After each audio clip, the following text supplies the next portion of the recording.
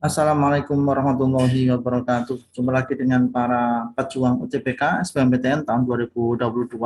Teman sekalian, saya akan menampilkan data terkait dengan jumlah pendaftar final ya, karena sudah ditutup di tim LTMPT per hari Sabtu kemarin, dan ini sudah dirilis jumlah total pendaftar UTBK SBMPTN tahun 2022.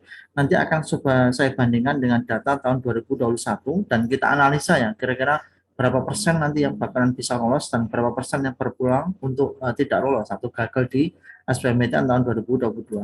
Nah, yang pertama sebelah kiri ini adalah data pendaftar UTBK tahun 2022, sebelah kanan ini tahun 2021.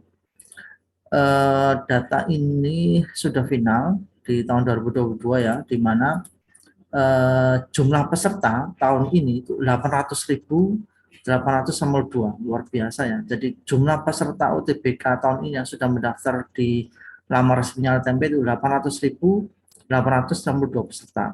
Terbagi menjadi dua, reguler itu 545.488, sedangkan yang mendaftar dengan jalur KIP kuliah itu 255.364. Bagaimana dengan potret tahun lalu, tahun 2021, jumlah peserta pendaftar UTBK itu 775.810, lebih sedikit ya.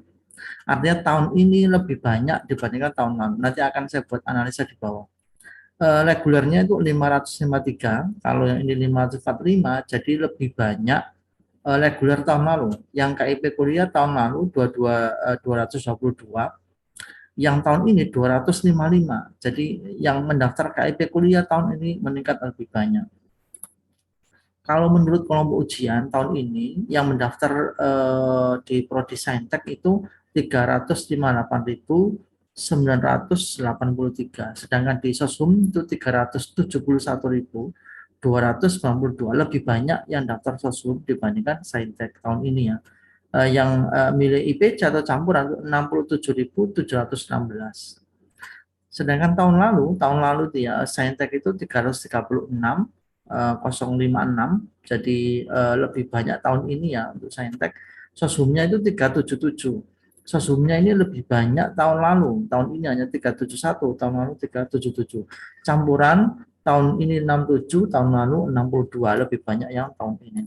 Jumlah portofolio tahun ini ada 23.201. Kalau saya buat perbandingan data antara UTBK tahun 2021 dengan 2022, maka diketahui data selisih jumlah peserta itu 25.042 lebih banyak tahun ini. Jadi ini bisa jadi karena memang total populasi kelas 3-nya lebih banyak. Bisa juga siswa yang gap year yang tahun lalu gagal itu mengulang tahun ini itu lebih banyak. Sehingga persaingan tahun ini lebih ketat ya, karena jumlah peserta lebih banyak 25.000 dibanding tahun lalu. Selisih peserta KIP itu juga lebih banyak tahun ini. Jadi selisihnya 33.329, lebih banyak dibandingkan peserta daftar KIP tahun lalu. Saya tidak tahu apakah ini karena dampak ekonomi, tapi bisa saja itu salah satu faktornya bagaimana sekarang itu banyak anak-anak yang butuh perjuangan besar untuk bisa membiayai kuliahnya. Kemudian selisih peserta Saintek itu yang kelompok Saintek itu 22.927, lebih banyak dibandingkan tahun lalu. Saintek tahun ini 358.983. Dan selisih peserta Sosum itu 6.284, lebih sedikit. Jadi Sosumnya lebih banyak tahun lalu. Tahun ini lebih sedikit, 6.264. Apakah ini berarti nanti persaingan di Sosum lebih ringan? Bisa jadi, tapi bisa juga tidak. Nah, kita lihat dari data hasil seleksi. Ini hasil seleksi tahun 2021. Daya tampung tahun 2021 itu 197.657. Saya asumsikan daya tampung tahun ini itu sama dengan tahun lalu, karena tidak jauh beda kan antara kursi yang disediakan perguruan tinggi pun tidak jauh beda. Jumlah diterima di Saintek itu hanya ya, ini hanya 92.963, karena tadi yang daftar itu 300.000 lebih. Jumlah diterima di Sosum itu hanya 91.979. Total diterima itu hanya 184.942. Ada daya tampung yang tidak terpenuhi. Jadi ada prodi-prodi yang sepi peminat ya, itu 12.715. Sebenarnya ini peluang besar ya kalau teman-teman mau melirik. Nah, kalau lihat dari sisi kelompok ujian, kelompok ujian saintek itu dari peminat 336.000 sekian, diterima itu hanya 85.149.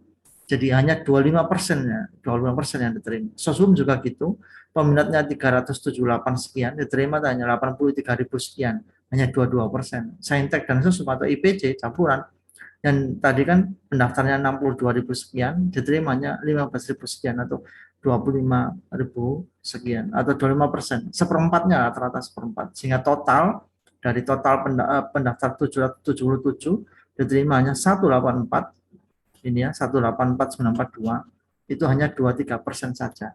Nah, ini kalau kita asumsikan ya, data tahun ini saya kira total kuotanya sama ya, 800.852 pendaftar. Maka kalau yang diterima itu atau daya tampungnya adalah 197.657, maka potensi gagalnya itu ada 603.195 calon mahasiswa. Bayangkan, 603.000 calon mahasiswa peserta SBMPTN bakalan tidak mendapat kursi, artinya dia gagal.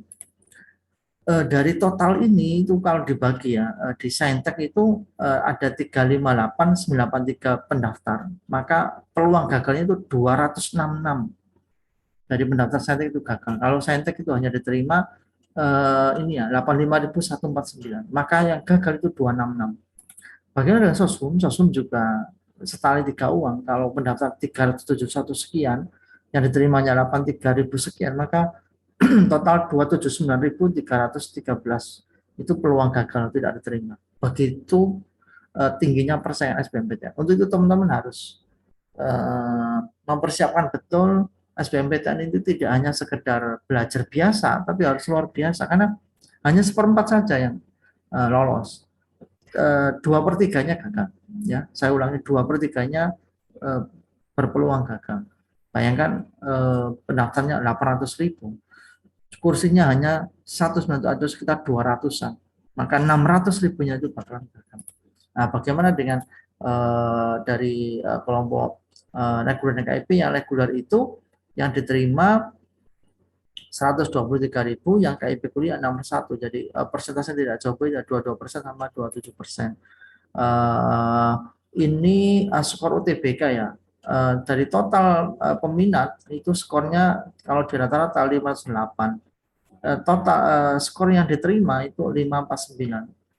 Di video lalu sudah saya kupas. Paling tidak teman-teman harus ada di kisaran skor UTBK ini untuk bisa berpeluang besar diterima. Jadi ambil rata-rata skor yang diterima, jadi 549,35 untuk Saintek, 542,11 untuk Sosum. Ini paling tidak skor minimal yang harus teman-teman capai, sehingga teman-teman masuk rombongan yang diterima, bukan rombongan yang berpeluang besar untuk tidak lolos atau gagal di SBMPTN tahun 2022. Oke, mungkin ini data yang bisa saya sajikan, bukan dalam rangka menakut-nakuti, tapi dalam rangka memotivasi betapa besarnya persaingan yang itu harus diimbangi dengan besarnya perjuangan, besarnya persiapan, besarnya waktu belajar, besarnya upaya kita untuk menyiapkan diri supaya tes UTBK tidak hanya sekedar kita jadi peserta, tapi benar-benar kita jadi mahasiswa yang lolos di jalur SBMPTN tahun 2022. Oke, tetap semangat.